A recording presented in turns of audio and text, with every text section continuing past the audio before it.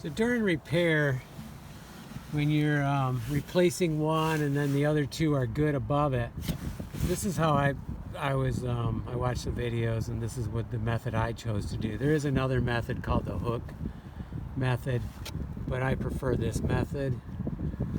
So what it is you're making a slot in here to put the nail in. So there's going to be one nail holding this piece. And when I first started doing this, I thought, okay, first of all, I'm going to use copper nails and I'm going to use copper bibs. And that's good. That's totally fine. The part I was wrong on, I've since have switched to aluminum for a lot of this, but that's up to you. But the biggest thing I didn't realize was the thickness of the bib. When you're doing it onto an old roof where you have thicker slate going to thinner slate, it's tight. You cannot get a thick, heavy-duty copper bib in there. You can't get a heavy-duty anything in there. So I switched. I had this aluminum that was drip edge that I had ripped off. Sure, I had some holes here and there. I'm cutting them in, like 5-inch pieces, taking the bends out of them just by hand. And the other thing is you need a little lip up here so it can slide over top of the nail head. And you can, in this case, because of the way I bent it, it was there.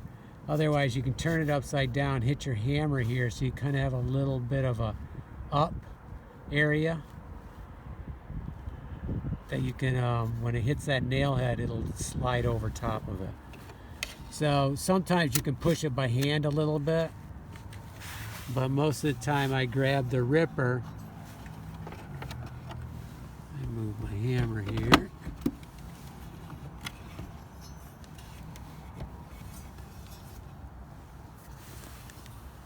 And what I do is I use this part right here to slide it up in. So I'll put one end underneath and kind of like that right there. That's my shadows here, blocking us here. And try to get it up in there. And it needs to go over top of that nail head though. That's critical. If it starts going underneath, you need to pull it out, which is kind of hard. Once you get it up in there, it's hard to get out. So if you see it's going to happen, pull it out right away. And you may even need pliers to get it back out. Okay, let's we're going to get it in. I need both hands to do it. So